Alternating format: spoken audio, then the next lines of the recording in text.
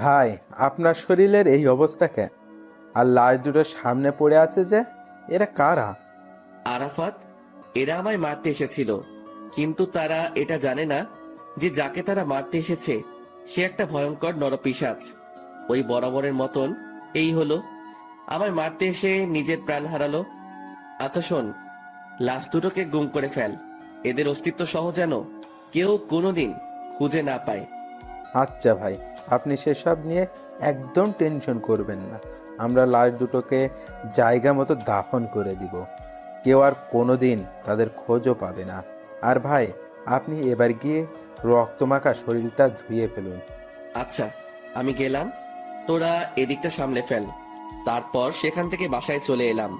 বাসায় এসে ওয়াশরুমে ঢুকে নিজেকে ধুয়ে মুছে হায়না থেকে মানুষের রূপে ফিরিয়ে আনলাম। রাত বাজে 11টা।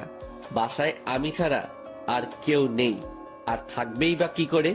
আমার তো পরিবার বলতে কেউ নেই, তাই একা বাসা নিয়েই থাকি। তারপর ফ্রেশ হয়ে এসে শুয়ে পড়লাম। খাওয়া দাওয়ার কোনো মুড নেই আজকে, কারণ যেদিনই কাউকে দুনিয়া থেকে বিতাড়িত করি সেদিনই খাওয়ার মুড থাকে না, তাই সেভাবেই ঘুমিয়ে পড়লাম। পরের দিন সকালবেলায় ঘুম থেকে উঠে রেডি হয়ে নিলাম, কারণ কলেজে যেতে হবে। ও হ্যাঁ, আমার পরিচয় তো দেওয়াই হয়নি। চলেন কলেজে যেতে যেতে সংক্ষিপ্ত করে পরিচয়টা দিয়ে দেই। আমি আকাশ মাহমুদ, সেটা তো কারোর অজানা নয়। পড়ালেখা অনার্স শেষ বর্ষ। পরিবার বলতে কেউ নেই, ছোটকাল থেকেই এতিমখানায় বড় হয়েছি। বাকি সমস্ত কিছু গল্পের সাথে থাকলে জানতে পারবেন। আপনাদের সাথে কথা বলতে বলতে কলেজে এসে পৌঁছেছি। আমি কলেজের গেট দিয়ে প্রবেশ করতেই সবাই আমাকে দেখে মাথা নিচু করে ফেলে, কারণ তারা সবাই আমাকে ভালো করে চিনে। যে কলেজে ঘাটতেরা কেউ যদি থাকে সেটা হলাম আমি, তাই ভয়ে কেউ কখনো লাগতে আসে না। আর আমি এই পুরো কলেজে নিজের হুকুমত চালাই। আমার মুখের উপরে কথা বলবে এমন কোন বাপের বেটা জন্ম নেয়নি এই কলেজে। ঠিক তখনই আমার ক্লোজ ফ্রেন্ড মামুনের সাথে দেখা হয়। পুরো কলেজে এই মামুন এই মাত্র একজন ব্যক্তি যে কিনা আমার সবচাইতে কাছের মানুষ। তার সাথেই আমার সমস্ত উঠা বসা। কি রে আকাশ, কখন আসলি? এই তো একটু আগে। তুই? আমি মাত্র এসেছি। আচ্ছা, সকালের মেডিসিন নিয়েছিস এখনো? আরে না রে, ঘর থেকে বের হয়ে সোজা কলেজ এসেছি। তুই নিয়েছিস নাকি মেডিসিন? আরে না, আমিও তোর মতন ঘর থেকে বের হয়ে সোজা কলেজেই এসেছি। আচ্ছা দাঁড়া, একজনকে দোকানে পাঠাচ্ছি। ঠিক তখনই পাশ দিয়ে একটা ছেলে হেঁটে যাচ্ছিল। এই এদিকে আয় তো। ছেলেটা আকাশের ডাক শুনে তাড়াতাড়ি আকাশের কাছে আসে। জি ভাইয়া। পকেট থেকে টাকা বের করে ছেলেটার হাতে ধরিয়ে দিলাম। যা তো সামনের দোকান থেকে 2টা বেনসন সিগারেট নিয়ে আয়। ভাইয়া প্লিজ, টাকাটা আপনার কাছে রেখে দিন, আমি আমার টাকা নিয়ে আনতেছি। আরে লাগবে না, তুই টাকাটা নে। ভাইয়া প্লিজ, আপনি টাকাটা রেখে দিলে অনেক খুশি হতাম। আচ্ছা ঠিক আছে, যা। তারপর ছেলেটা সিগারেট আনতে চলে গেল। মামুন এত সময় ধরে এই মেডিসিনের কথাই বলছিল। আচ্ছা বল, কিরকম হালচাল তোর? এই তো দোস্ত, তোর? আমার আর কি, ওই একই রকম কাটে দিনকাল। আচ্ছা আকাশ, তোকে তো একটা কথা বলতে ভুলে গেছি। আজ নাকি কলেজে অনার্স প্রথম বর্ষের অ্যাডমিশন পরীক্ষা হবে। সেই বিষয়ে কি তুই কিছু জানিস? হ্যাঁ শুনেছিলাম। যাক, শুনলে তো ভালো, কারণ প্রথম সেকশনের অ্যাডমিশন হলে তো তোদেরকে কলেজের নিয়ম সম্পর্কে অনেক কিছু জানাতে হয়। সিনিয়রদেরকে রেসপেক্ট করার বিষয় সম্পর্কেও তাদেরকে অবগত করতে হয়। মামুন, তুই মনে হয় এখনো সেই পুরোনো দিনে পড়ে আছিস। শোন, তোকে একটা কথা বলি, কলেজে অ্যাডমিশন নিলেই বাকিদের মুখে আমাদের সম্পর্কে জেনে যাবে তারা। নিজেদের নাম ডাক ঢোল বাজিয়ে ওদেরকে জানানোর কোনো প্রয়োজন নেই। হ্যাঁ ঠিক বলেছিস। আসলে জিনিসটা আমার মাথায় ঘুরপাক খাচ্ছিল, কারণ গতবার নেতা মুজিবের ছোট ভাই এইসব নিয়ে কত ঝামেলাই না করলো। থাক, বাদ দে এখন ওসব কথা। ছোট ভাই সিগারেট নিয়ে এসেছে। এই যে ভাইয়া, আপনাদের সিগারেট। ধন্যবাদ ভাইয়া তোকে। আচ্ছা, কোনো সমস্যা হচ্ছে তোর কলেজে? ভাইয়া, একটা ছেলের সাথে একটা কথা নিয়ে বাড়াবাড়ি হয়েছে। সে আমাকে মারার হুমকি দিছিল। কোন ডিপার্টমেন্টের সে? আমাদের ডিপার্টমেন্টের। এখন সোজা গিয়ে ওরে বলবি আকাশ ভাই তোরে ডাকতেছে। ওরে সাথে নিয়ে তুই সহ এখানে আসবি। আচ্ছা ভাইয়া। আমি আর মামুন বসে বসে আড্ডা দিচ্ছি। একটু পর ছেলেটা তার ডিপার্টমেন্টের ছেলেটাকে সঙ্গে করে নিয়ে আসে আমার কাছে। ছেলেটা মাথা নিচু করে দাঁড়ায় আছে। কিরে, তুই নাকি ওরে মারবি বলে হুমকি দিছিস? ছেলেটা চুপচাপ দাঁড়িয়ে আছে আকাশের সামনে। কিরে, কথা বলস না কেন? আমি যে তোকে কিছু জিজ্ঞেস করেছি সেটা কি তোর কানে যায় নাই? ভাই হ্যাঁ দিছিলাম হুমকি। ছেলেটার কথা শুনে রাগ উঠে গেল। আমি কলেজে থাকতে একজন আরেকজনকে মারার হুমকি দেয়। রাগটা আর কন্ট্রোল করতে পারলাম না, ঠাস করে একটা থাপ্পড় বসাই দিলাম ছেলেটার গালে। আজকের পর ওইসব চিন্তা মাথা থেকে ঝেড়ে ফেল। এই ছেলে আমার ছোট ভাইয়ের মতন, ওরে মারা তো দূরের কথা, ওসব নিয়েও যদি ভাবিস তাহলে সোজা উপরের টিকিট কাইটটা হাতে ধরাই দিব। ভাই আমার ভুল হয়ে গিয়েছে, আজকের পর কোনোদিন ওর সাথে ভেজাল করব না। শুধু ওর সাথে কেন, কারোর সাথেই করব না। হয়েছে, যা এবার ক্লাসে যা। আর ভাইয়া শোন, এই ছেলে যদি নেক্সট টাইম কোনো ধরনের কোনো কিছু করে তাহলে সোজা আয়শা আমারে বলবি। শুধু সে না, পুরো কলেজের কেউ যদি তোর সাথে আয়শা কোনো সমস্যা করে আমারে জানাবি। আর নে এই টাকাটা, বলে ছেলেটার হাতে একটা 100 টাকার নোট গুজে দিলাম। তুই আরেকদিন সিগারেট খাওয়াস, কিন্তু আজ যদি তোরে টাকা না দেই সেটা এক ধরনের ঘুষ হয়ে যাবে। তাই টাকাটা দিয়ে দিলাম, যা এবার মন দিয়ে ক্লাস কর। আচ্ছা ভাইয়া। ছেলেটা চলে গেল। আমি আর মামুন আবার কথা বলায় ব্যস্ত হয়ে গেলাম। আজও ক্লাস করব না। আমরা প্রায় সময় ক্লাস না করে দুজন কলেজের বাহিরে বসে আড্ডা দেই। দুজন মিলে আড্ডা দিচ্ছিলাম, ঠিক তখনই কলেজের ফার্স্ট ইয়ার অ্যাডমিশনের জন্য মানুষ আসা শুরু হয়ে গেল। সবাই নিজের গার্ডিয়ান নিয়ে এসেছে। অ্যাডমিশনের লম্বা সিরিয়াল লেগে গেছে প্রিন্সিপালের রুমের বাহিরে। সবাই কিন্তু অনলাইনেই অ্যাপ্লাই করেছে, কিন্তু আজ আসার কারণ হলো প্রথম দিনের ফর্মালিটিস পূরণ করা। প্রিন্সিপালই আজকে সবাইকে দেখা করতে বলেছে। আমরা তাদের দিকে খেয়াল না করে নিজেদের মতন আড্ডা দিচ্ছি। আড্ডা দিতে দিতে হঠাৎই নজর পড়লো একটা মেয়ের দিকে, যে কিনা ধবধবে একটা সাদা জামা পরিধান করে গুটি গুটি পায়ে হেঁটে প্রিন্সিপালের রুমের সামনে গিয়ে দাঁড়ালো, যেখানে সবাই দাঁড়িয়ে অপেক্ষা করছে প্রিন্সিপালের সাথে দেখা করার জন্য। মেয়েটাকে দেখে আমার ধ্যান তার দিকে আটকে গিয়েছে। কিরে, এই মেয়েটাকে তো আগে কখনো কলেজে দেখিনি। নতুন বর্ষে হয়তো অ্যাডমিশন নিতে এসেছে সে, কিন্তু তার গার্ডিয়ান কোথায়? সবাই নিজের গার্ডিয়ান নিয়ে এসেছে, কিন্তু সে একাই কেন এলো? হাজারটা প্রশ্ন ঘুরপাক খাচ্ছে মেয়েটাকে নিয়ে। তখনই মামুন আমায় ধাক্কা দিল হাত দিয়ে। কিরে, কোন দুনিয়ায় হারিয়ে গেলি? দোস্ত, দেখ তো মেয়েটাকে। হ্যাঁ সুন্দর আছে রে মামা। শুধু কি সুন্দর নাকি, আমার কাছে তো হুড়পড়ি লাগছে। এই এই ওয়েট, আকাশ, কিরে মামা তুই এসব কি বলছিস? তোর মুখে তো আগে কোনোদিন কোনো মেয়ের প্রশংসা করতে শুনিনি। কাহিনীটা কিরে? আরে সেসব কিছু না। আর তাছাড়া সুন্দর মানুষ তো সুন্দর বলে প্রশংসা করবে না তো কি করব? মামা, আমায় কাহিনী শিখাতেই শোনা। পানি আমিও গুলে খেতে পারি। দূর বেটা। আচ্ছা ছাড় এখন সব কথা। আচ্ছা যা, ছেড়ে দিলাম, কিন্তু একটা কথা না বললেই নয়, যে মেয়েটাকে কিন্তু তোর সাথে হেব্বি মানাবে। সত্যি বলছিস? হ্যাঁ। তাহলে ধরে নে এটাই তোর ভাবি। এই তো মামা, এতদিন পর লাইন এসেছিস। চল তো মেয়েটার কাছে। তারপর মামুনকে নিয়ে মেয়েটার কাছে চলে গেলাম। এই যে তুমি একা কেন? আর তোমার মা বাবা কই? আসলে আমি তো শহরে নতুন উঠেছি কাজিনের বাসায়। আমার মা বাবা তো এখানে থাকে না, তাই একাই এসেছি। আচ্ছা ঠিক আছে। এই মামুন, তুই ওকে সবার আগে স্যারের রুমে ঢোকার ব্যবস্থা কর। মামুন আকাশের কথা মতন সেই মেয়েটাকে সবার আগে স্যারের সাথে দেখা করতে পাঠিয়ে দিল। আর তারা দুজন এই বাহিরে দাঁড়িয়ে আছে, কিন্তু হঠাৎ এই প্রিন্সিপালের রুম থেকে চেঁচামেচির আওয়াজ কানে আসে। আর তার একটু পরে সেই মেয়েটা কান্না করতে করতে বেরিয়ে আসে। আকাশ মেয়েটাকে কান্না করতে দেখে অবাক হয়ে যায় আর বলে, এই মেয়ে, কান্না করছো কেন? আসলে স্যার আমায় ঝাড়ি দিয়ে বের করে দিয়েছে, মা বাবা নিয়ে না আসায়। কি? এই মামুন চল তো। এই মেয়ে, তুমি চলো আমার সাথে। কোনো কথা বলা ছাড়াই মেয়েটার হাত চেপে ধরে তাকে নিয়ে প্রিন্সিপাল স্যারের রুমে ঢুকে পড়লাম। প্রিন্সিপাল স্যার আমায় দেখে বলল, কি হয়েছে আকাশ, হঠাৎ এমন তেড়ে ফুড়ে আমার রুমে প্রবেশ করলে যে? স্যার, এই মেয়েটাকে ঝাড়ি কেন দিছেন আপনি? মেয়েটা তার মা বাবা নিয়ে আসেনি তাই? ওর সমস্ত কিছু ওকে করেন, ওর গার্জিয়ান আমি। আকাশ, কি সব বলছো তুমি? কি কথা একবার বললে কারে শুনতে পান না মনে হয়? না কানের পর্দা পরিষ্কার করার ব্যবস্থা করব? আকাশ, তুমি এমন বেয়াদবের মতো আচরণ কেন করছো? প্রিন্সিপালের কথাটা শুনে মেজাজ খারাপ হয়ে গেল। আর আমার একবার মেজাজ খারাপ বা রাগ উঠলে শরীর নিজের কন্ট্রোলের বাহিরে চলে যায়। হুট করে গিয়ে প্রিন্সিপালের কলার চেপে ধরলাম। এই বেটা স্যার, এই বের সমস্ত কিছু ওকে কর, না হয় তোকেই আমি ওকে করে দিব। মনে রাখবি, এই মেয়ে আমার কিছু লাগে। আকাশের কথা শুনে প্রিন্সিপাল স্যার ঘাবড়ে যায়।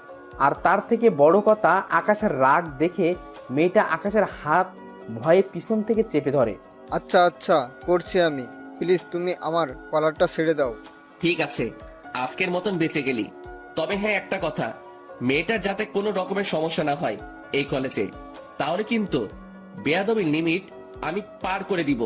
না না, মেয়েটার কোনো সমস্যা হবে না কলেজে। মেয়েটাও আকাশকে ছেড়ে দেয়। হ্যাঁ, চললাম আমি। আর এই মেয়ে, তোমার নামটা কি জানো? আমার নাম দিয়া। মাশাআল্লাহ, অনেক সুন্দর নাম। তোমার সমস্ত কিছু স্যার ওকে করে দিবে। তুমি কাজ শেষ করে একটু বাহিরে এসে দেখা করো আমার সাথে। আচ্ছা। আমি আর মামুন বাহিরে চলে আসলাম। তার একটু পরই মেয়েটা কাজ শেষ করে বাহিরে আসলো। তাকে ইশারা করে আমার কাছে আসতে বললাম। সে আমার কাছে আসতেই কেমন যেন একটা পাগল করা স্মেল নাকে ভেসে আসলো।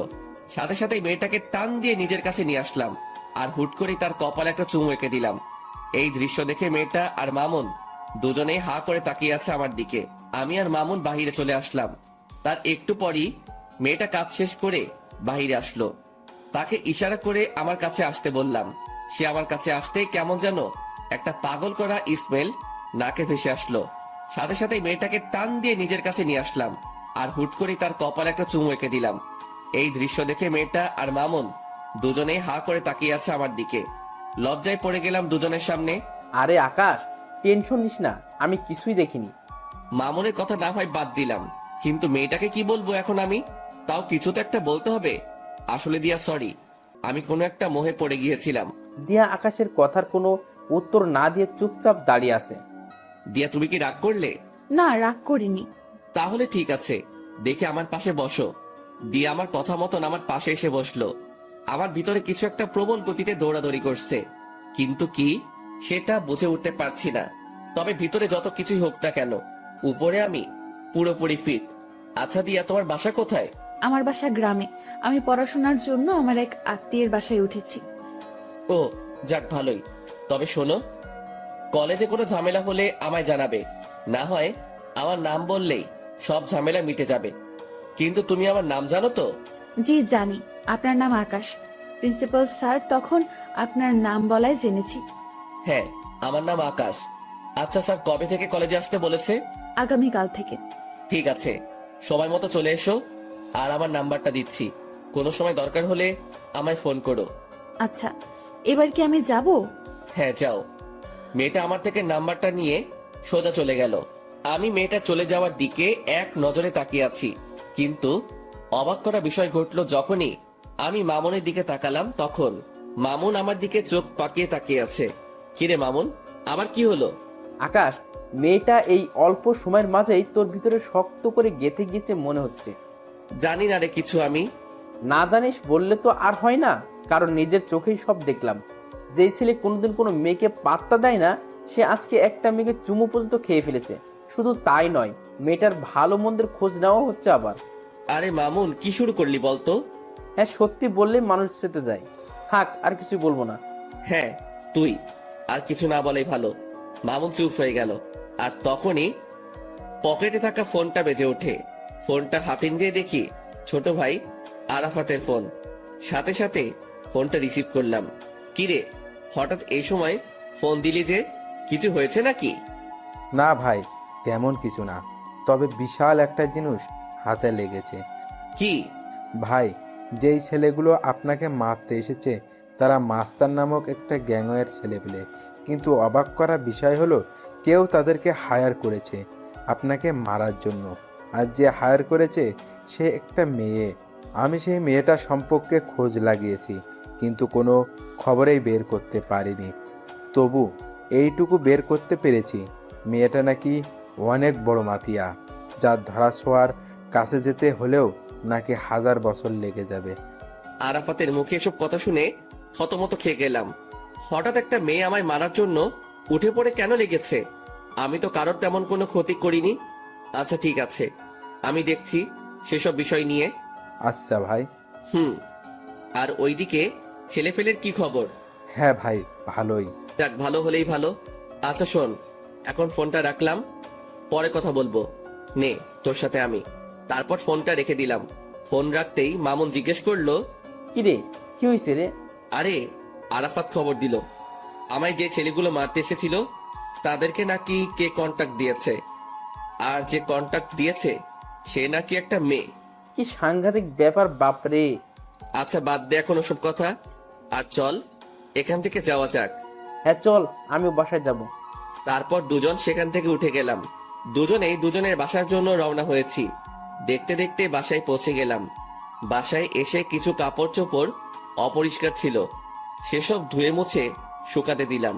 তারপর খেয়ে দিয়ে ঘুমিয়ে পড়লাম। বিকেল বেলায় ঘুম থেকে উঠে কাপড়গুলো এনে লন্ড্রিতে পাঠিয়ে দিলাম। এমন টুকিটাকি কাজ করতে করতে দিনটা কেটে গেল। পরের দিন সকালবেলায় ঘুম থেকে উঠে রেডি হয়ে কলেজের উদ্দেশ্যে রওনা হব। তখনই থানার ওসি ফোন দিল আমায়। আকাশ ভাই, আপনি একটু আর্জেন্ট থানায় এসে দেখা করুন, আপনার সাথে জরুরি কিছু কথা ছিল। আচ্ছা স্যার, আজকে কলেজ শেষ, তাই আবার বাসায় ঢুকে ব্যাগটা রেখে ঘরটা তালা দিয়ে বের হয়ে গেলাম। তারপর সোজা থানার পথে রওনা হলাম। হঠাৎই মাথায় এলো দিয়া আজ কলেজে আসবে, আর আজকেই তার প্রথম দিন। তাড়াতাড়ি মামুনকে ফোন দিলাম। হ্যাঁ দোস্ত বল। আজ হয়তো কলেজে আসা হবে না, তুই একটু দিয়াকে দেখে শুনে রাখিস, কারণ আজকে তার প্রথম দিন, তার যাতে কোনো ধরনের কোনো সমস্যা না হয়। আচ্ছা তুই সেসব নিয়ে চিন্তা করিস না, আমি কলেজের সামনেই আছি, আমি সবটা দেখছি। মামুনের সাথে কথা বলে আকাশ ফোন রেখে দেয়। আকাশ থানার উদ্দেশ্যে রওনা হয়, আর এদিকে মামুন দিয়ার জন্য অপেক্ষা করছে। দিয়া আসতেই মামুন তাকে কলেজের ভিতর দিয়ে আসে আর সবাইকে কড়াভাবে বলে দেয় যে দিয়াকে যেন কেউ কোনো ধরনের বিরক্ত না করে, কারণ সে আকাশের কলিজা। মামুনের মুখে এমন কথা শুনে সবাই অবাক হয়ে যায়, কারণ তারা কেউ মামুনকে চিনেই না। তখন মামুন আবার বলে, কথাটা একবার বলেছি, এই একবারে যেন সবার কানে ঢোকে, না হয় পরের বার শোনার জন্য কেউ আর সেই অবস্থা থাকবে না। মামুনের কথায় সবাই বিষয়টাকে নিজের ভিতরে ফিট করে নেয় যে এই মেয়েকে কোনো রকম প্যারা দিলে জীবন হারাতে হবে, কারণ যেই ছেলে পুরো ক্লাসের সামনে এমন উঁচু গলায় কথা বলতে পারে সে মানুষও খুন করতে পারবে। অন্যদিকে মামুন তাদের বলে ক্লাস থেকে বের হয়ে যায়। দেখতে দেখতে সময় পার হয়ে যায়। আকাশ থানার ওসির সাথে এখনো বসে বসে কি যেন জরুরি কথা বলছে। ঠিক তখনই দিয়ার নাম্বার থেকে আকাশের কাছে ফোন আসে। সে দিয়ার ফোন দেখে চমকে ওঠে। কিরে, হঠাৎ কি কারণে দিয়া ফোন দিল? না, ফোনটা রিসিভ করি। ফোনটা রিসিভ করতে অপর পাশ থেকে দিয়ার কান্নার আওয়াজ ভেসে আসলো। ফোনের অপর পাশ থেকে দিয়ার কান্নার আওয়াজ শুনে কলিজাটা মোচড় দিয়ে ওঠে। এই দিয়া, কি হয়েছে? আপনি কোথায়? তাড়াতাড়ি কলেজে আসেন, আমার আপনাকে প্রয়োজন। আচ্ছা আসছি, কিন্তু কি হয়েছে সেটা তো বলবে। ব্রেকের সময় আমি কলেজ থেকে একটু বের হয়েছিলাম, তখনই হুট করে কোথা থেকে যেন একটা ছেলে আসে আর আমার সাথে অসভ্যতামি শুরু করে। শুধু তাই নয়, সেখানে একটা ছেলে আমার ওড়নায় টান দিয়ে ধরে বলে আমার শরীর নাকি তার চাই। দিয়ার মুখে এই সমস্ত কথা শুনে পায়ের রক্ত মাথায় উঠে যায়। সাথে সাথে ওসির সামনে থেকে উঠে হাঁটা দিলাম। আকাশ ভাই, কোথায় যাচ্ছেন আপনি? স্যার, আমার একটা জরুরি কাজ পড়ে গেছে, আমি আপনার সাথে পরে কথা বলবো এই বিষয়ে। সাথে সাথে ওসি স্যারের সেখান থেকে বের হয়ে জলদি কলেজের উদ্দেশ্যে রওনা হলাম। আর যেতে যেতে মামুনকে ফোন দিলাম। হ্যালো মামুন। আরে আকাশ, আমি এখনই তোকে ফোন দিতাম। দিয়াকে নাকি কিছু ছেলে উত্ত্যক্ত করছে কলেজের বাইরে। তো তুই কোথায় ছিলি? আরে তুই তো জানিসই, এই যে তুই কলেজে না থাকলে আমার ভালো লাগে না, তাই আমি দিয়াকে তার ক্লাসে ঢুকিয়ে দিয়ে সবাইকে তার বিষয়ে বলে দিয়েছি। পরে আমি কলেজ থেকে বের হয়ে যাই, আর কলেজ থেকে বের হওয়ার আগে একটা ছোট ভাইকে বলেও দিয়েছে এসেছিলাম যাতে করে দিয়ার কোনো সমস্যা না হয়, আর সেই আমাকে ফোন দিয়ে সেই সব ছেলের কথা বলল। আচ্ছা, তুই যেখানে আছিস না কেন তাড়াতাড়ি কলেজে আয়, আমিও আসছি। তারপর ফোনটা রেখে দিয়ে সোজা কলেজে পৌঁছাতে দেখি মামুনও গাড়ি থেকে নামছে মাত্র। তাড়াতাড়ি গাড়ি থেকে নেমে মামুনকে নিয়ে কলেজের ভিতরে চলে গেলাম। ঠিক তখনই মামুনের ঠিক করা সেই ছোট্ট ভাইটা এসে বলল, ভাইয়া, ছেলেগুলো নাকি আপুর সাথে অনেক অসভ্যতম করেছে। তুই চিনিস সেই ছেলেগুলোকে? আসলে ভাইয়া, আমি তখন সেখানে ছিলাম না, তাই তাদেরকে দেখিনি। আচ্ছা, দিয়া কোথায়?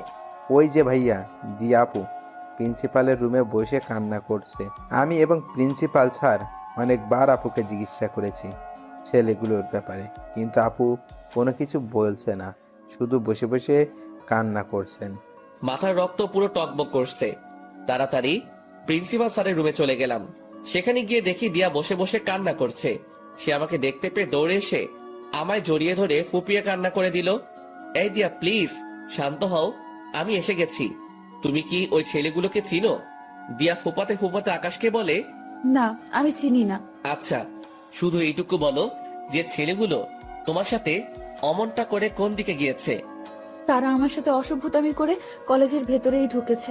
দিয়ার কথা শুনে বুঝতে বাকি রইল না যে ছেলেগুলো আমার কলেজের এই ছেলে পেলে। দিয়া, তুমি তাদেরকে দেখলে চিনতে পারবে তো? হ্যাঁ। এই মামুন, কলেজের গেটটা আটকে দিয়ে আয়। আর দিয়া, তুমি আমার সাথে চলো।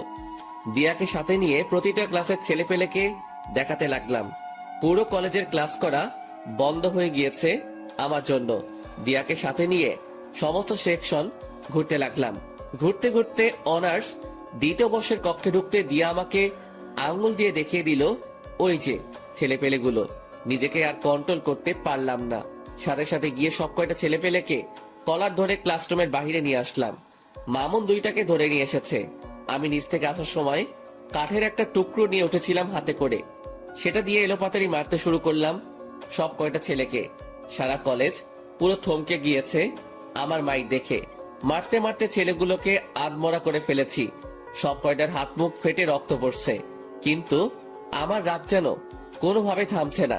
আমি মেরেই চলেছি ছেলেগুলোকে, আর অন্যদিকে ছেলেগুলো সারের মতন চেঁচাচ্ছে আর মাপ চাচ্ছে।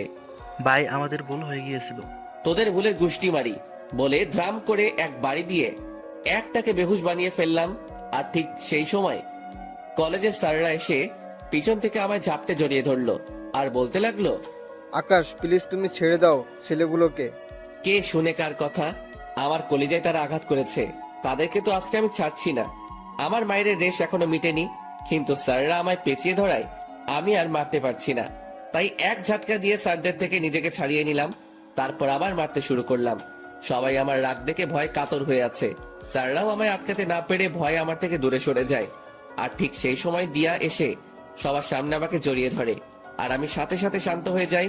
স্যাররা সবাই দিয়ার কাণ্ড দেখে অবাক হয়ে তাকিয়ে আছে দিয়ার দিকে, যে কে এই মেয়ে, যে আকাশকে কিনা আমরা অনেকেই মিলে থামাতে পারলাম না, আর সেখানে এই মেয়েটাকে ধরা মাত্রই সে সমস্ত রাগ মাটিতে ফেলে দিল। কেউ যেন কিছু বুঝে উঠতে পারছে না, সবাই অবাক দৃষ্টিতে দিয়ার দিকে তাকিয়ে আছে। তখনই দিয়া বলে ওঠে, এই আকাশ, আপনি প্লিজ শান্ত হন আর ওদেরকে ছেড়ে দিন, না হয়তো মরে যাবে ওরা। আচ্ছা ঠিক আছে, যাও, ছেড়ে দিলাম। কিন্তু সবাইকে একটা জিনিস জানানোর আছে। সবাইকে আজকে একটা কথা ক্লিয়ারলি বলে দিচ্ছি, আজকের পর যদি দিয়ার দিকে কেউ যদি আঙুল তুলে তাকিয়েছিস, তাহলে তার অবস্থা কিন্তু খুব ভয়াবহ হবে। আর স্যার, আপনারা এই জানোয়ারগুলোকে কি করবেন করেন। আকাশ দেখো, ছেলেগুলো যা করছে অনেক জঘন্য কাজ করেছে, তাই তাদেরকে আমরা কলেজ থেকে বের করে দিব। আর তুমি দয়া করে নিজের রাগকে একটু দমানোর ট্রাই করো। হ্যাঁ মানছি তোমার অনেক নাম ডাক আছে, আর তুমি কলেজের জন্য অনেক বড় একটা ভূমিকা পালন করো। তুমি না থাকলে হয়তো আমাদের কলেজের দাঙ্গা ফাসাদ সেগুলো লেগেই থাকতো। শুধু তাই নয়, অন্যান্য কলেজের ছেলেপেলেরাও আগে এসে এই কলেজের ছেলেদের সাথে ঝামেলা করতো, কিন্তু তুমি আসার পর তা আর হয় না। তবে একটা জিনিস তোমার মাথায় রাখতে হবে যে এই কলেজের শিক্ষক যারা আছেন তারা তোমার গুরুজন, তাই সেই বিষয়টা একটু খেয়াল রাখিও। জি স্যার, সেটা খেয়াল রাখবো। তবে একটা জিনিসই আমার মাথায় কাজ করে না, যে এই ছেলেগুলো আমাদের কলেজের ছেলে হয়েও তারা এই কলেজের স্টুডেন্টের সাথে অসভ্যতামো করে। শুধু অসভ্যতা বললে ভুল হবে, তারা নোংরামি করে। কত বড় বুকের পাটা তাদের। আকাশ, এই বাজে আচরণের জন্যই আমরা তাদেরকে বের করে দিব। জি স্যার, ফয়সালা আপনাদের। আর আমি দুঃখিত স্যার কলেজের পরিবেশটাকে খারাপ করার জন্য। আপনারা প্লিজ আবার ক্লাস নেওয়া শুরু করেন, আর স্টুডেন্ট ভাইরা সবাই যে যার ক্লাসে চলে যান। আমার কথা শুনে সবাই সবার মতন ক্লাসে চলে গেল, কিন্তু দিয়া আমার সাথে দাঁড়িয়ে আছে। এই দিয়া, ক্লাস করবে না তুমি? না, আমি ক্লাস করব না। তো কি করবে? আপনার সাথে থাকবো আর গল্প করব। আচ্ছা ঠিক আছে। তারপর দিয়াকে নিয়ে নিচে চলে গেলাম।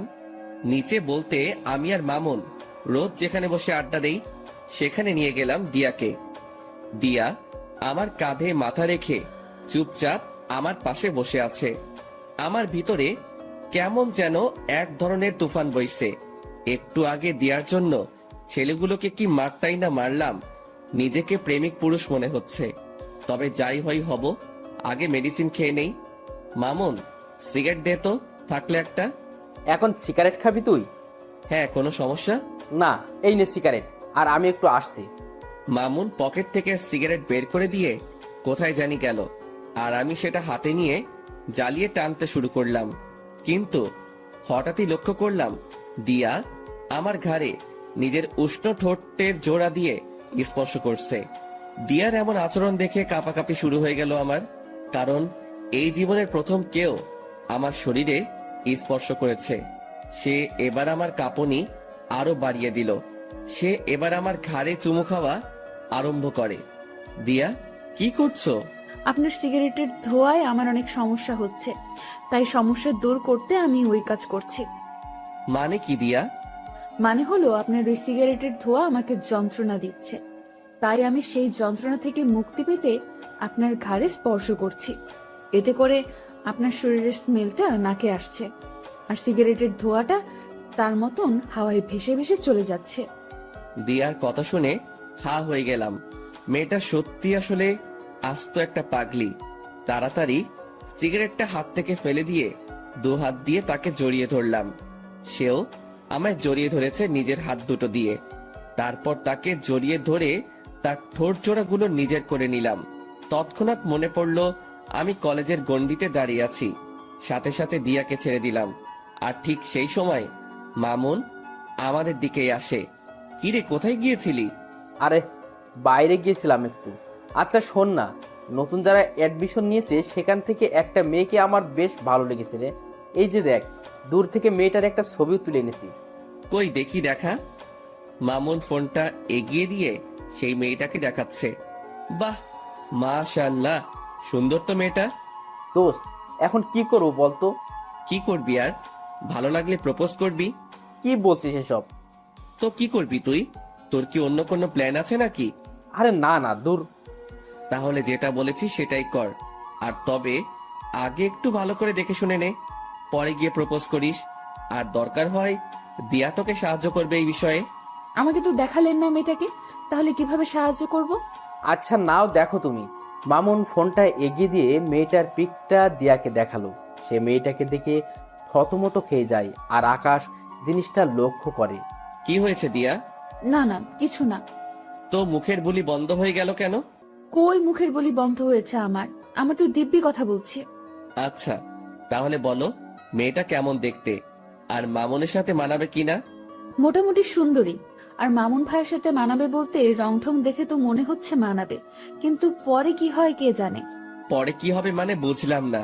আরে আমি বলতে চেয়েছি যে মেয়েটার কোনো রিলেশন আছে কিনা সেসব নিয়ে জেনে শুনে এগোতে।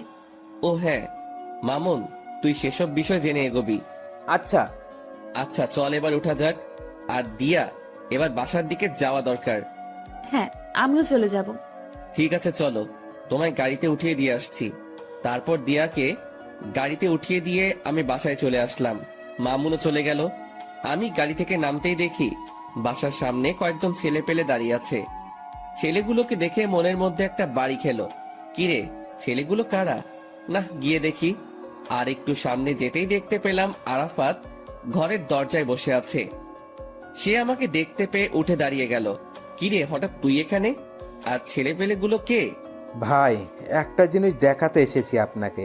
আর ছেলেগুলো আমাদের দলেরই ছেলেপেলে, কিছুদিন আগে আমাদের গ্রুপে জয়েন হয়েছে।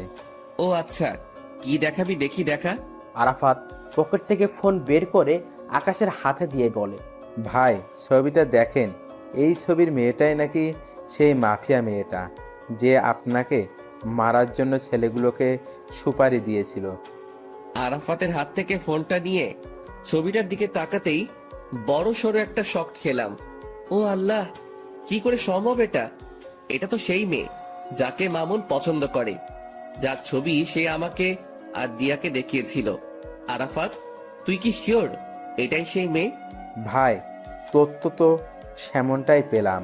কিন্তু আমার কেন জানি মনে হচ্ছে এই মেয়েটা সেই মাফিয়া মেয়েটার না। তবে আমার সন্দেহের তালিকা থেকেও বের করতে পারছি না, কারণ এই মেয়ের পিক মামুন এনে দেখালো, আবার সেই মেয়ের সাথেই মাফিয়া মেয়েটার সংযুক্ত। সবকিছুই কেমন যেন গোলমাল পাকিয়ে যাচ্ছে। আচ্ছা আরাফাত, তুই না বলেছিলি যে সেই মাফিয়া মেয়েটার ধারে কাছে যাওয়াও সম্ভব না, কিন্তু এখন তোরা এত সহজে এই মেয়েটার পিক পেলি কোথায়? হ্যাঁ, আমি বলেছিলাম, কিন্তু ভাই খবরই তো এই মেয়ের পিকে দিল। ভালো করে দেখ কোনো ভুল মেয়ের পিক দিয়েছে কিনা। ভাই, সেটা কি করে সম্ভব যে আমাদের জন্য সব সময় কাজ করে, যে আমাদেরকে সব সময় সমস্ত রকমের তথ্য দেয়, সেই মানুষটা আশা করি আমাদেরকে ভুল ইনফরমেশন দিবে না। তাও ঠিক বলেছিস। আচ্ছা ঠিক আছে, মেয়েটার বিষয়টা আমি দেখছি, কারণ মেয়েটা আমার চোখের সামনেই চলাচল করে বা করতে হবে। ওকে ভাই। আরাফাতরা চলে গেল, কিন্তু আমার ভিতরে এখনো সেই জিনিসটা ঘুরপাক খাচ্ছে যে আরাফাত যার ছবি দেখালো সেই মেয়েটাই কি সেই মাফিয়া? না, এর উত্তর আমার জানা নেই। তবে একটা জিনিস বলতে পারি যে এই মেয়েটাই যদি সেই মাফিয়া হয় তাহলে মামুনকে সতর্ক করতে হবে আমার, কিন্তু সে না কোনো আবার ভুল বুঝে বসে। দূর, কিছুই যেন ভাবতে পারছি না, আর যা হবে পরে দেখা যাবে। আগে নিজের মাথা ঠান্ডা করি, তারপর বাসায় ঢুকে বিছানায় গা এলিয়ে দিলাম। সাথে সাথে ঘুম চলে আসে। গোসল, খাওয়া দাওয়া সমস্ত কিছুই রসাতলে গিয়েছে। এক ঘুমে বিকাল হয়ে গেল। ঘুম থেকে উঠে ফ্রেশ হয়ে নিলাম, তারপর গায়ে শার্ট লাগিয়ে বাসা থেকে বের হয়ে গেলাম। আর বের হওয়ার সময় মামুনকে ফোন দিয়ে পার্কে আসতে বললাম। তারপর আমি বাসা থেকে বের হয়ে সোজা পার্কে চলে গেলাম। সেখানে গিয়ে দেখি মামুন আগে থেকেই হাজির। কি রে, তুই কখন এলি? আরে একটু আগেই আসলাম। আচ্ছা মামুন, তোর যে মেয়েটাকে ভালো লেগেছে তার সম্পর্কে কিছু জানিস কি? আরে না, তেমন কিছু জানি না, তবে তার নাম আর তার বিষয়ে টুকটাক কিছু জানতে পেরেছি। মেয়েটার নাম হলো ফাহা, আর সে নাকি অনেক চুপচাপ স্বভাবের একটা মানুষ। পুরো ছেলের সাথে নাকি সে মিশে না, আর তার এই জিনিসটাই আমার সবচাইতে বেশি ভালো লেগেছে। তার নামটা যেমন সুন্দর, তার চাল চলনও তেমন সুন্দর। আমার যে করেই হোক ফাহাকে চাই, ওকেই আমি নিজের বউ বানাবো। মামুনের কথা শুনে কিছু বলার মতন ভাষা খুঁজে পাচ্ছি না, কারণ ওর বিষয়ে যা জানি তা মামুনকে বললে তার মন খারাপ হয়ে যাবে। আর তাছাড়া সে আমায় ভুলও বুঝতে পারে যে তার ভালো আমার সহ্য হয় না। না, ওকে এখন কিছুই বলা যাবে না, কারণ এখনো পুরোপুরি শিওর না যে সেই মেয়েকে। আগে আরো পাকাপোক্ত ভাবে শিওর হয়ে নেই, পরে না হয় মামুনকে জানাবো। আচ্ছা শোন, যাই করিস না কেন ভেবে চিন্তে করবি। হ্যাঁ, সেটা তো করবই। আচ্ছা চল, চা বা কফি কিছু খাওয়া যাক। হ্যাঁ চল। মামুনের সাথে একটা কফি শপে গেলাম। পরে সেখানে বসে কফি খেতে খেতে অনেকটা সময় আড্ডা দিলাম। পরে ঘরে চলে এসেছি। তারপর নিত্যদিনের ন্যায় সেদিনটাও কাটিয়ে দিলাম ঘরের মাঝে। পরের দিন সকালবেলা ঘুম থেকে উঠে কলেজে চলে গেলাম। আজ নিয়ত করেছি ক্লাস করব, তাই সেই মোতাবেক ব্যাগে বই নিয়ে কলেজে এসেছি। ঠিক তখনই মামুনের দেখানো সেই মেয়েটা আমার চোখের সামনে দিয়ে হেঁটে তার ক্লাসরুমে চলে গেল। আমি তার দিকে বাঁকা চোখে তাকিয়ে আছি, দেখছি কোন রকম কিছু চোখে পড়ে কিনা, কিন্তু কিছুই পড়লো না। তবে একটা জিনিস নোটিশে করেছি, মেয়েটা কেমন যেন স্বাভাবিক না।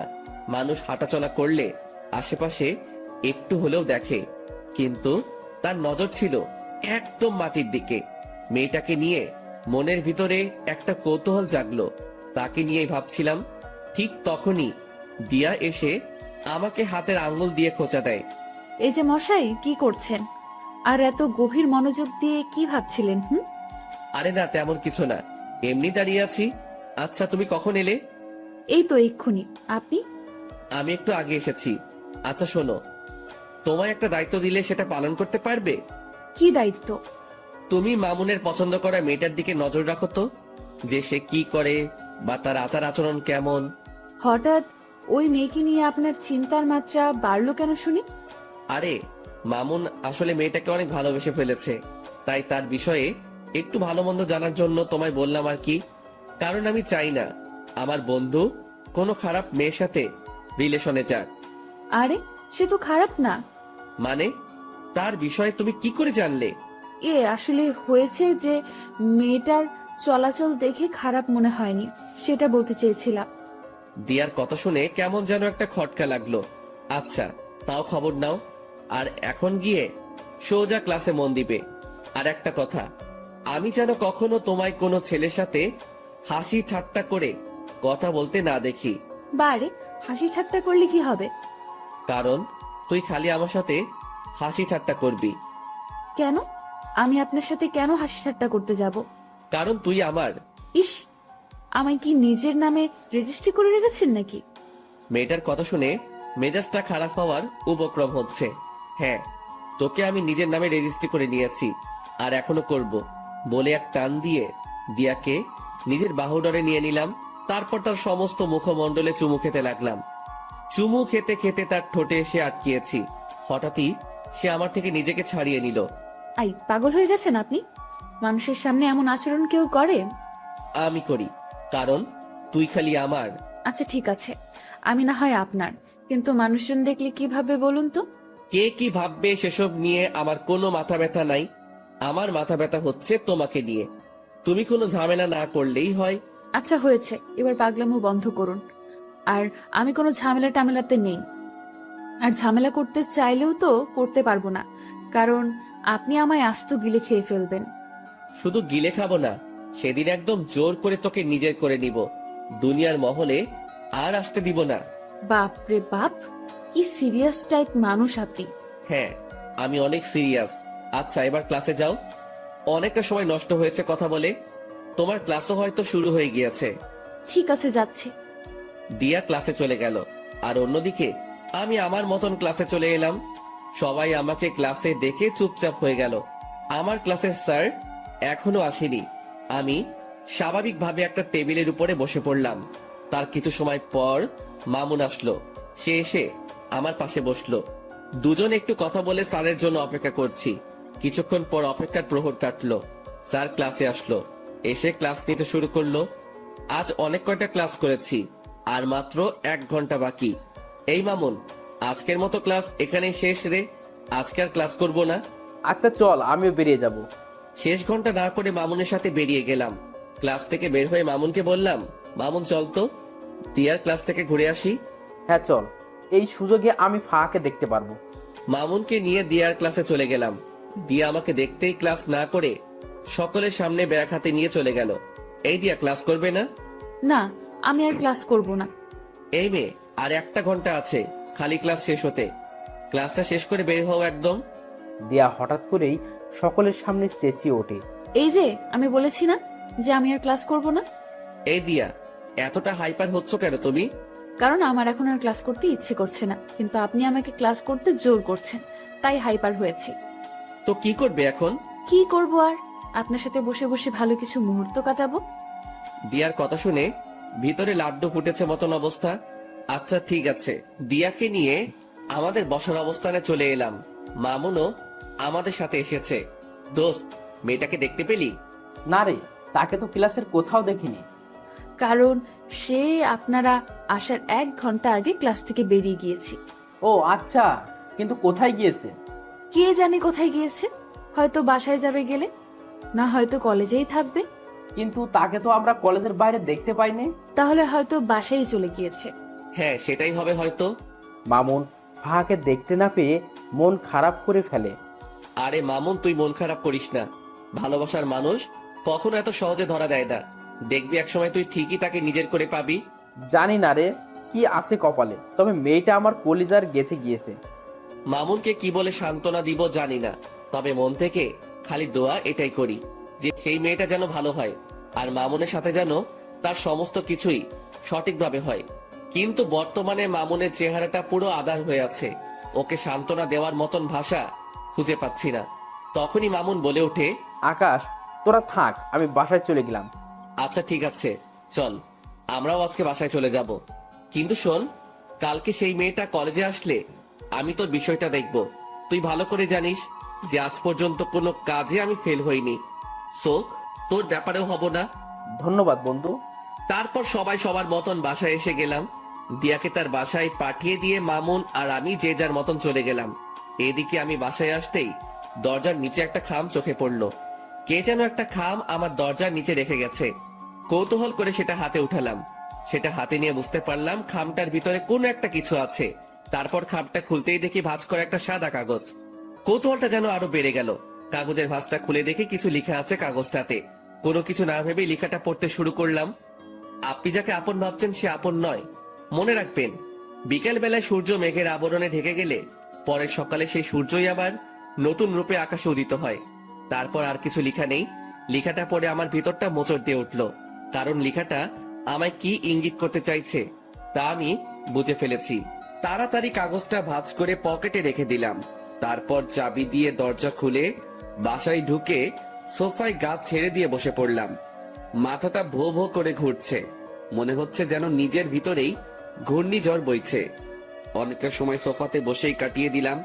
দেওয়াল ঘড়িটার দিকে নজর পড়তেই দেখি ঘড়ির কাঁটা 2টা ছাড়িয়ে গেছে। তাড়াতাড়ি সোফা ছেড়ে উঠে ফ্রেশ হতে চলে গেলাম। কিছুক্ষণ পর ফ্রেশ হয়ে ওয়াশরুম থেকে ফিরে আসলাম। তারপর খাবার খেতে খেতে মাথায় আসলো আরাফাতের কথা। যেই ভাবা সেই কাজ। তাড়াতাড়ি খাওয়া দাওয়া সেরে আরাফাতকে ফোন লাগিয়েছি। হ্যাঁ ভাই, বলেন। শোনো, আমার কেন জানি মনে হচ্ছে মাফিয়া মেয়েটা আমার খুব নিকটে। তুই সেই মেয়েটা সম্পর্কে একটু ভালো করে জাস্টিফাই কর। আচ্ছা ভাই। তারপর ফোনটা রেখে দিলাম। কিন্তু আমার মনের ভিতরে বাড়ি খাচ্ছে অন্য কিছু নিয়ে। আমার মনে হয় না যে সেই ফাহা মেয়েটাই মাফিয়া। ধুর, এসব নিয়ে আর ভাবতে পারছি না। মাথায় আর চাপ না নিয়ে ঘুমিয়ে পড়লাম। বিকেল বেলায় মামুনের ফোন পেয়ে ঘুমটা ভেঙে গেল। কিরে মামুন, হঠাৎ ফোন দিলি যে? তোর সাথে একটু জরুরি কথা ছিল। তুই এখন কোথায় আছিস? কোথায় থাকবো আবার, বাসায় আছি। আচ্ছা, রেডি হয়ে শপিং মলে চলে আয়। ওকে। তারপর ফোনটা রেখে দিয়ে রেডি হয়ে শপিং মলে চলে গেলাম। সেখানে গিয়ে দেখি মামুন চোখ মুখ কালো করে বসে আছে। কিরে, কি হয়েছে রে? আকাশ, আসলে আমার কাছে একটা মেইল এসেছে। সেখানে কে যেন 2 বাক্যের কিছু একটা লিখে পাঠিয়েছে। কি সেটা? সেখানে লেখা আছে, ভাবিয়া করিবেন কাজ, না হয় হয়ে যাবে দের। আপনি যা হোক সাধারণ ভাবিতেছেন, সে আসলে ভয়ঙ্কর এক রক্তচোষা। এই লেখাটা কে যেন মেইল করেছে। এটার মানে কি আকাশ? মামুনের মেইলের 2 শব্দের বাক্য শুনে ভিতরটা পুরো শুকিয়ে গেছে। কারণ এই 2 শব্দের বাক্যটার অর্থ আমার জানা। মামুন আসলে কেউ একজন আমাদেরকে অনেক সতর্ক করতে চাইছে যে আমরা হয়তো কোনো বড়সড় বিপদে ফাঁসতে চলেছি। তাই কেউ একজন আমাদেরকে আড়াল থেকে বাঁচাতে চাইছে। কি সব বলছিস আকাশ? আমি সত্যিই বলছি, কারণ তোকে মেইল করেছে আর আমাকে দিয়েছে চিঠি। এই সমস্ত কিছুর পিছনে একজন আছে, সে হচ্ছে মাফিয়া মেয়েটা। আর সেই মাফিয়া মেয়েটাই হয়তো আমাদের আশেপাশে ঘুরঘুর করছে আমাদেরকে মারার জন্য। আর আমরা তাকে ভালো মনে করে তার সাথে চলাফেরা করছি। তাই কেউ একজন আমাদেরকে সতর্ক করতে চাইছে। আকাশ, সব কিছুই যেন আমার মাথার উপর দিয়ে যাচ্ছে। আচ্ছা, তুই এসব নিয়ে টেনশন করিস না। তুই শুধু ফাহার বিষয়টা নিয়ে ভাব, বাকি সমস্ত কিছু আমি সামলে নিব। আরে, ওই মাফিয়া মেয়ের মতন কত শত মেয়ে আসছে আর গেছে, কোনো দিন কেউ কোনো ক্ষতি করতে পারেনি, আর পারবেও না। সো খামোখা টেনশন না করাই ভালো। আর যদি কিছু হয় সেটা সময় দেখা যাবে। আকাশ, তাও টেনশন হচ্ছে রে। একদিকে ফাঁকে নিয়ে টেনশন, অন্যদিকে সেই মাফিয়া মেয়েটা। আরে বেটা, কিসের এত টেনশন তোর? হ্যাঁ, আচ্ছা, যা বাদ দিলাম সমস্ত কিছু। এবার কি অর্ডার করব বল? যা খুশি কর। আচ্ছা। মামুন তার নিজের মতন খাবার অর্ডার করলো। তারপর দুজন মিলে খেয়ে দিয়ে অনেকটা সময় আড্ডা দিলাম। রাত বাজে 8টা। তারপর সেখান থেকে দুজনের মতন চলে এলাম। আমি বাসায় পৌঁছাতেই আরাফাত ফোন দিল। ভাই, অনেক বড় একটা জিনিস বের করেছি। কি? ভাই, যার ছবি দেখিয়েছি সে মাফিয়া মেয়েটা না। কেউ যেন বুঝে আমাদেরকে গোমরা করার জন্য সে মেয়ের পিক দিয়েছে। এখানে মাফিয়া মেয়েটা অন্য কেউ। ইন্না লিল্লাহ, যেটা ভেবেছিলাম সেটাই হয়েছে। আচ্ছা ঠিক আছে, তোরা মাফিয়া মেয়েটার খোঁজ লাগানো চালু রাখ, আর আমি আমার মতন কাজ চালিয়ে যাচ্ছি। আচ্ছা ভাই। তারপর ফোনটা রেখে দিলাম। পরের দিন সকালবেলায় ঘুম থেকে উঠে কলেজে চলে গেলাম। কলেজে গিয়ে দেখি দিয়া কলেজের বাহিরে দাঁড়িয়ে আছে। দিয়া, বাহিরে দাঁড়িয়ে আছো কেন? আপনার জন্যই অপেক্ষা করছিলাম। ও তাই? হুম। আচ্ছা চলো ভিতরে চলো। দিয়াকে নিয়ে কলেজের ভিতরে ঢুকে আমাদের সেই বসার প্লেসটাতে বসে পড়লাম। দিয়াকে আজ কেন জানি খুশি খুশি লাগছে, কিন্তু আমার ভিতরে সেই মেয়েটাকে নিয়ে জটলা পেকে আছে। এই যে আপনার চোখ মুখ কালো কেন? আরে না, এমনিতেই। আমার তো মনে হয় না যে এমনিতেই, আমার তো মনে হচ্ছে যে কিছু একটা হয়েছে। আরে না বললাম তো। আচ্ছা ঠিক আছে, না হলে নাই। এবার দেখি আমাকে জড়িয়ে ধরে বসুন। হঠাৎ এমন পাগলামো করার মানে? পাগলামো কোথায় করছি? হ্যাঁ, আমি আমার প্রিয় মানুষটাকে জড়িয়ে ধরতে চেয়েছি, এটাতে পাগলামো কোথায়? দিয়ার কথা শুনে মুখে তালা লেগে গেল।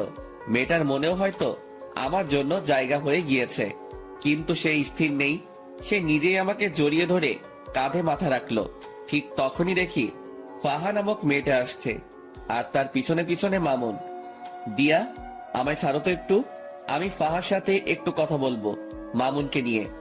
দিয়া আমার কথা শুনে আমায় ছেড়ে দিল। আমি সেখান থেকে উঠে ফাহার কাছে চলে গেলাম। এই যে ফাহা, তোমার সাথে আমার কিছু কথা আছে। ভাইয়া, আমি জানি আপনি আমায় কি বলবেন, কিন্তু বিশ্বাস করুন আমার মনের অবস্থা ভালো নেই। কিছু একটা নিয়ে অনেক ঝামেলায় আছি। যদি কিছু মনে না করেন তাহলে কথাটা কালকে বললে হয় না? ফাহার কথা শুনে থতমত খেয়ে গেলাম। আমি কি বলতে চাইছি সেটা সে জানলো কি করে? মাথায় তো কিছুই খেলছে না। তাও নিজেকে স্বাভাবিক রেখে বললাম, আচ্ছা ঠিক আছে, কালকে বলবো। ধন্যবাদ ভাইয়া। মেয়েটা তারপর চলে গেল, আর তখনই মামুন এসে হাজির। দোস্ত, কি বলবো রে? তেমন কিছুই বলেনি, আর বলবেই বা কি করে? কারণ আমি তোর কথা তো তাকে বলিনি, কারণ তার নাকি আজ মন খারাপ, তাই সে কালকে শুনবে বলেছে আমার কথা। ও আল্লাহ জানে কি রিয়াকশন আছে ওর। মামুন, তুই নিশ্চিন্ত থাক। আর একটা জিনিস আমি লক্ষ্য করেছি, সে কিন্তু তোর বিষয়ে অলরেডি খবর পেয়ে গিয়েছে, কারণ তার হাবভাব দেখে সেটা আমি বুঝে নিয়েছি। সেটা কি করে জানলো? কি করে জেনেছে সেটা আমি জানি না, তবে সে যে জেনেছে সেটা আমি শিওর। আকাশ, এখন কি হবে আল্লাহ জানে। কি হবে আর? সে তোর বউ হবে। আকাশ, তুই ঠাট্টা করিস এখনো? ঠাট্টা না, সত্যি বললাম। সত্যি হলে তো ভালোই। আচ্ছা চল এবার ক্লাসে যাওয়া যাক। তারপর সবাই সেখান থেকে উঠে যে যার মতন ক্লাসে চলে গেলাম। আজও প্রায় অনেক কয়টা ক্লাস করেছি, তবে শেষের ঘন্টাটা করিনি। শেষের ঘন্টা না করে আমি আর মামুন কলেজের বাহিরে একটা খালি জায়গা আছে, সেখানে দাঁড়িয়ে দাঁড়িয়ে সিগারেট খাচ্ছি। হঠাৎই দেখি সেদিন কলেজের যে ছেলেগুলোকে আমি মেরেছিলাম দিয়ার জন্য, সেই ছেলেগুলো আরো সাথে অনেক ছেলে পেলে মিলে আমার দিকেই এগিয়ে আসছে। সবার হাতেই লাঠি ছোটা। ছেলেগুলোকে দেখে আমি মামুনকে বললাম, মামুন তাড়াতাড়ি জায়গা ত্যাগ কর এখান থেকে। কিন্তু কেন? কারণ এখানে একটা বড়সড় ঝামেলা হবে। তুই তাড়াতাড়ি জায়গা ত্যাগ কর, আমি এদিকটা দেখছি। না, আমি তোরে ছেড়ে কোথাও যাচ্ছি না, যা হবে দেখা যাবে। তুই আসলে একটা ঘাওড়া মামুন। হ্যাঁ, যা বলার বলতে পারিস। আমি মামুনকে আর কিছু না বলে তাড়াতাড়ি আরাফাতকে মেসেজ করে বলে দিলাম। অন্যদিকে ছেলেপেলে গুলো আস্তে আস্তে আমার কাছে চলে আসলো। তারা এসেই আমার আর মামুনের উপরে প্রহার করতে শুরু করে। অনেক কয়জন ছেলে পেলে তাদের, আর এদিকে আমি আর মাত্র মামুন। কিন্তু আমরাও কম না, আমরাও প্রতিহার করতে শুরু করলাম। ঠিক সেই সময় হঠাৎ করেই ফায়ারিং এর আওয়াজ কানে আসলো। সাথে সাথে সবাই স্টপ হয়ে গেলাম। চোখ পাকিয়ে চারপাশটা দেখতে লাগলাম। চোখের সামনে কিছুই দেখতে পেলাম না, কিন্তু যেই না পিছনে ফিরেছি তখনই দেখি প্রায় শতাধিক ছেলে পেলে আমার পিছনে দাঁড়িয়ে আছে। সবার হাতে ভয়ঙ্কর ভয়ঙ্কর অস্ত্র। আমি তাদেরকে দেখে থতমত খেয়ে গেলাম, কারণ এত ছেলে পেলে তো আমার না, আর আমার হলেও আরাফাতকে তো দেখতে পাচ্ছি না। ঠিক সেই সময় তাদের ভিতর থেকে দিয়া আর ফাহা নামক মেয়েটা সামনে বেরিয়ে আসে। এই দৃশ্য দেখে পায়ের নিচ থেকে যেন মাটি সরে গিয়েছে আমার। কে এই দিয়া আর ফাহা? থ হয়ে সেই জায়গাটাতেই দাঁড়িয়ে আছি। অন্যদিকে দিয়া হাতে হকি স্টিক নিয়ে আমার দিকে এগিয়ে আসছে। দিয়ার কর্মকাণ্ড দেখে ভিতরটা যেন মরুভূমির মতন শুকিয়ে গেছে। দিয়া আকাশের দিকে এগিয়ে যাচ্ছে হাতে হকি স্টিক নিয়ে। দিয়ার কাণ্ড দেখে আকাশের 12টা অলরেডি বেজে গিয়েছে, কিন্তু তবুও সে নিজেকে স্ট্রং রাখার ট্রাই করেছে। দিয়া হকি স্টিক হাতে নিয়ে আকাশের শরীরে দ্রাম করে এক বাড়ি বসিয়ে দেয়, আর আকাশ সাথে সাথে চোখ অফ করে ফেলে। কিন্তু দিয়া বাড়িটা আকাশকে না মেরে মাটিতে মারে। আকাশ চোখ খুলতেই দেখে সে ঠিকঠাকভাবে দাঁড়িয়ে আছে, আর দিয়া তার সামনে দাঁড়িয়ে মিটমিট করে হাসছে। কিরে পাগল, ভয় পেয়েছো বুঝি? আকাশের মুখ দিয়ে কোনো কথাই বের হচ্ছে না, সে রোবটের মতন দাঁড়িয়ে আছে। আই পাগল, ভয় পাওয়ার কিছুই নেই। আমি তোমায় মারবো না, আমি মারবো তাদেরকে যারা তোমায় মারতে এসেছে। তারপর দিয়া সেই লাঠিটা নিয়ে সেই ছেলেগুলোকে উড়োধুড়ো মারতে শুরু করে। ছেলেপিলেগুলোকে দিয়ার এত বিশাল দলবল দেখে প্রতিঘাত করার মতন দুঃসাহসও করতে পারছে না। দিয়া সব কয়টা ছেলেকে মারতে মারতে তাদের অবস্থা 12টা বাজিয়ে দেয়। সব কয়টা ছেলে রক্তাক্ত অবস্থায় মাটিতে পড়ে আছে। দিয়া আজ যেন কোনো হিংস্র পশুর রূপ নিয়েছে। আর অন্যদিকে সবাই দিয়ার দিকে চোখ বড় বড় করে তাকিয়ে আছে, বিশেষ করে আকাশ, যে কিনা আগের দিয়ার সাথে এখনের দিয়াকে কোনোভাবেই মিলাতে পারছে না। সে শান্তশিষ্ট একটা মেয়ে হিসেবে দিয়াকে চিনত, আর সেই দিয়াই কিনা ভয়ঙ্কর রূপ নিয়ে সামনে চলে এলো। দিয়ার এমন রূপ দেখে তার মনের ভিতর খালি একটা জিনিস এই বাড়ি খাচ্ছে, যে এই দিয়া কে। আর ঠিক সেই সময় এই দিয়া ছেলেগুলোকে মেরে রক্তাক্ত অবস্থায় সে আকাশের সামনে দাঁড়ায়। অপরদিকে ঠিক একই সময়ে আকাশের ছেলেপিলে চলে আসে। তারপর ছেলেপিলেকে দেখে আকাশের বুকে একটু সাহস আসে, যদিও সে একা লড়াই করতে ভয় পায় না। কিন্তু এখানে তো লড়াই না, সে কারোর ভয়ঙ্কর রূপ দেখেছে। আকাশের নীরবতা দেখে দিয়া বলে ওঠে, কি হলো, এতটা ঘাবড়ে আছো কেন? দিয়া, কে তুমি? জানতে চাও কে আমি? হ্যাঁ। আমি সেই মাফিয়া, যেই কিনা তোমায় মারার জন্য লোক পাঠিয়েছিলাম। দিয়ার মুখে এমন কথা শুনে আকাশ থতমত খেয়ে যায়, আর অন্যদিকে আকাশের ছেলেপিলেরাও ক্ষিপ্ত হয়ে যায় দিয়ার উপরে। দিয়ার মুখে এইসব কথা শুনে আরাফাত বলে ওঠে, ভাই, এদের সব কয়টা কাজ এখানেই মেরে দাফন করে দিব। আই ছেলে, এই ভুল ধারণা করতে যাস না। আমায় মারতে এসে উল্টো তোরাই মারা পড়বি। দিয়া, তাহলে আমার সাথে এভাবে ছলনা করার মানে কি? যদি আমাকে মারারই হতো তাহলে এভাবে ছলনা না করে আমায় মেরে ফেললেই পারতে। আই ছেলে, একদম চুপ। তোর ওই মুখে যেন আর একটা বাজে কথাও না শুনি। আর আমি এখন কি বলি সেটা মন দিয়ে শোন। হ্যাঁ, আমি তোকে মারতে চেয়েছিলাম, কারণ আন্ডারওয়ার্ল্ডের মাফিয়ার সাথে নাকি তুই বাড়াবাড়ি করেছিস। আর তাছাড়া দেশের অনেক কজন নেতাও নাকি তোর জন্য কিছু করতে পারে না, তাই তারা সবাই মিলে প্ল্যান করে তোকে মেরে ফেলার। তাই আমাকে পাঠিয়েছে তোকে মারার জন্য। কিন্তু আমি জানি যে তোর অনেক ক্ষমতা আছে, তুইও চাইলে আমার সাথে বরাবরের মতন টক্কর দিতে পারিস, বা আমায় মেরেও ফেলতে পারিস ব্যতিক্রম হলে। কিন্তু আমি এমন কোনো ঝামেলাই চাই না, কারণ আমি যেদিন প্রথম কলেজে আসি সেদিন তুই আমার চোখের পানি মুছে দিয়ে আমার কপালে চুমু খেয়েছিস। আমি যেদিন এই কলেজে আসি সেদিন তুই আমার জন্য স্যারের সাথে লড়াই করেছিস। শুধু তাই নয়, তুই আমার জন্য আরো অনেক কিছুই করেছিস। তোর জন্য সেদিন আমি ন্যায় বিচার পেয়েছি। তুই আমার জন্য সেই ছেলেগুলোকে মেরেছিস। তো আমি মানুষটা তোর সাথে বেইমানি করি কি করে? তবে হ্যাঁ, আমি তো বললাম যে তোকে আমি মারতে চেয়েছি, কিন্তু সেটা তোকে না জেনে শুনে। কিন্তু আমি যখন জানতে পেরেছি যে আমার জন্য যে দুনিয়ার সমস্ত প্রকার সমস্যার মুখোমুখি হতে পারে, আমি তাকে মারতে চলেছি, সেদিন আমি এই সমস্ত কিছু বাতিল করে দিই। কারণ তুই মানুষটাকে মারা আমার পক্ষে সম্ভব না, কারণ এমন একটা মানুষকে আমি কখনোই মারতে পারবো না। আর মারতে পারবো কি করে? আমিও তো তোকে ভালোবেসে ফেলেছি, আর ভালোবাসার মানুষকে কি কেউ মারে নাকি? দিয়ার কথা শুনে 1000 ভোল্টের একটা শক খেলাম। দিয়ার কথাগুলো শুনে যেন আমার সমস্ত শরীর পাথরের রূপ ধারণ করে নিয়েছে। এত বড় ঝাটকা আমি এই জীবনে প্রথম খেলাম। কি হলো, কথা বলছো না যে? দিয়া, তুমি কি সত্যি বলছো এসব? হ্যাঁ বাবা, আমি সত্যিই বলছি। আমি আমার কলিজার গায়ে কোনো দিনও হাত দিব না। দিয়ার কথা শুনে নিজেকে আর স্থির রাখতে পারলাম না। সাথে সাথে এক টান দিয়ে দিয়াকে নিজের বুকে নিয়ে নিলাম।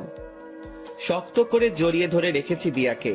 দিয়াও আমার বুকে মাথা রেখে চুপটি করে পড়ে আছে বুকের মাঝে, আর অপরদিকে আমার চোখ জোড়া দিয়ে টুপটুপ করে পানি পড়ছে। দিয়া আমার চোখ থেকে অশ্রু পড়তে দেখে বলে, আই আকাশ, প্লিজ কান্না করিও না। তুমি কান্না করলে আমার ভালো লাগবে বলো? দিয়া, এটা তো সুখের কান্না। দিয়ার কথা শুনে সবাই অবাক হয়ে যায়। ঠিক তখনই ফাহা নামক মেয়েটা আকাশ আর দিয়ার দিকে এগিয়ে আসে আর বলে, ম্যাম, আমি একটা ভুল করে ফেলেছি। কি ভুল? ম্যাম, আমি আপনার অগোচরে একটা কাজ করেছি, যেটা হলো আমি যখন জানতে পারি আপনি যাকে মারতে এসেছেন সে এই লক্ষ্মী ভাইয়াটা, তখন আমি ওনাকে সতর্ক করার জন্য ওনার বাসায় কয়েকটা চিঠি দেই, যাতে করে তিনি সতর্ক হয়ে যায় আর আপনার হাত থেকে বেঁচে যায়। কিন্তু আমি জানতাম না যে আপনি ওনাকে ভালোবাসেন আর মারার প্ল্যান বাতিল করেছেন। কি, তুই আমার লোক হয়ে ওর পক্ষ নিয়েছিস এতদিন? ম্যাম সরি, আসলে বিশ্বাস করুন ভাইয়াটা মানুষের ভালো করতে গিয়ে বড় বড় নেতাদের কাছে খারাপ হয়েছে। শুধু তাই নয়, ওনার জন্য এই কলেজে কোনো নারী ঘটিত সমস্যা হয় না।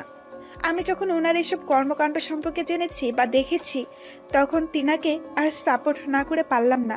ফাহা, তুই আমার সাথে বেইমানি করার ফলস্বরূপ মৃত্যু ডিজার্ভ করিস, কিন্তু এই জন্য তোকে মারলাম না বা বেঁচে গেলি। যে তুই যাই করিস না কেন, সবটাই আমার প্রিয় মানুষের জন্য করেছিস। ম্যাম প্লিজ, আপনি আমার উপরে রাগ করে থাকবেন না। না, তোর উপরে আমার কোনো রাগ নেই, কিন্তু একটা অর্ডার পালন করতে হবে আমার। কি সেটা ম্যাম? আমার কলিজার একজন বন্ধু আছে যার নাম মামুন। ওই যে ভাইটা দাঁড়িয়ে আছে, উনি তোকে ভালোবাসে। ম্যাম সেটা আমি আগেই জেনেছি। তাহলে আর দেরি কিসের? যা গিয়ে সবকিছু ঠিকঠাক করে নে। দিয়ার কথা শুনে ফাহা লজ্জায় লাল হয়ে আছে। এই যে লজ্জা পাওয়ার কিছুই নেই, যা বলেছি গিয়ে সেটা কর। আর আপনারা সবাই যে যার মতন চলে যান, যাদেরকে মেরেছি তারা এইভাবে পচে মরুক। আকাশ, তুমিও তোমার ছেলে পেলেকে চলে যেতে বলো। আচ্ছা, এই আরাফাত, তোরা সবাই চলে যা, তোদের সাথে আমার পরে কথা হবে। আচ্ছা ভাই। তারপর সবাই সবার মতন চলে যায়। আকাশের ছেলেপিলেরাও চলে যায়, আর অন্যদিকে দিয়ার কথা মতন তার লোকেরাও চলে যায়। আর এদিকে আকাশ দিয়াকে নিয়ে কলেজের ভিতরে প্রবেশ করে। তারপর তাদের বসার স্থানে গিয়ে দুজন মিলে বসে বসে গল্প করতে শুরু করে। এই যে আকাশ সাহেব, আমি না সরি, আপনাকে আমার সমস্ত সত্যি আগেই বলা উচিত ছিল। দিয়ার কথা শুনে আবারও থতমত খেয়ে গেলাম, কারণ মেয়েটা মিনিটে মিনিটে তার রূপ পরিবর্তন করছে। এই দিয়া, তুমি না একটু আগে আমায় তুই আর তুমি বলে ডাকছিলে, কিন্তু হঠাৎ করে আপনিতে চলে আসলে কেন? আরে বলেছি না যে আমি আপনার আগে সেই দিয়া হয়ে যাব, তাই আপনি করে বলছি। এই পাগলি মেয়ে, তার একদম কোনো দরকার নেই। হ্যাঁ, তুমি আগের মতন হয়ে যাও, কিন্তু তুমি বলেই ডাকো, কারণ তোমার মুখে আপনি থেকে তুমি শুনতেই বেশি ভালো লাগে। তাই বুঝি? তাই। আচ্ছা দিয়া, তোমায় একটা কথা বলি। হ্যাঁ বলো। তুমি যে আমায় মারতে এসে মারলে না, এতে কি তোমার ক্ষতি করবে না ওরা, যারা তোমায় আমাকে মারার জন্য ঠিক করেছে? ইস, বললেই হলো নাকি? ওরা কি জানে যে আমার কলিজার কত পাওয়ার? ওরা কি জানে যে আমায় মারতে হলে তাদেরকে বিশাল একটা শক্তিশালী বটগাছ কাটতে হবে, যে বটগাছটা আমাকে ভালোবাসাতেই বেষ্টন করে রেখেছে? দিয়ার কথা শুনে শরীরটা নাড়া দিয়ে উঠলো খুশিতে। দিয়া, সত্যি তোমাকে পেয়ে আমি অনেক খুশি। আমিও তোমাকে পেয়ে অনেক খুশি। দিয়া আর আকাশ কথা বলছে নিজেদের মতন। ঠিক সেই সময় মামুন আর ফাহা মিটমিট করে হাসতে হাসতে তাদের দিকে এগিয়ে আসে। কি রে বেটা মামুন, ফাহাকে পেয়ে আজ অনেক খুশি মনে হচ্ছে? হ্যাঁ রে দোস্ত, আজকে আমি অনেক খুশি। যাক, তোর খুশিতেই আমরা খুশি। আচ্ছা আয়, সবাই মিলে একসাথে বসে আড্ডা দেই। তারপর সবাই মিলে আড্ডা দিতে থাকে। এই আড্ডার মাঝেই কেটে গেল একটা বছর। আজ আকাশ আর মামুনের গ্রাজুয়েশন কমপ্লিট হয়েছে। দিয়া আর ফাহা খুশিতে আত্মহারা যে তাদের প্রিয় মানুষগুলো গ্রাজুয়েশন কমপ্লিট করেছে। ঠিক সেই জায়গাটাতেই বসেই আর সবাই মিলে আড্ডা দিচ্ছে। এই বসাতেই আকাশ আর মামুন তাদের প্রিয় মানুষকে বিয়ে করে নেওয়ার প্ল্যান সাজিয়ে ফেলে। আগামী সপ্তাহে তাদের বিয়ে। দুই বন্ধুই একই দিনে বিয়ে করবে। দেখতে দেখতে বিয়ের দিন চলে আসে। দিয়ার পরিবার থেকে তার মা আসে, যিনি কিনা দিয়ার পরিবার, তার পরিবার আর কেউ নেই।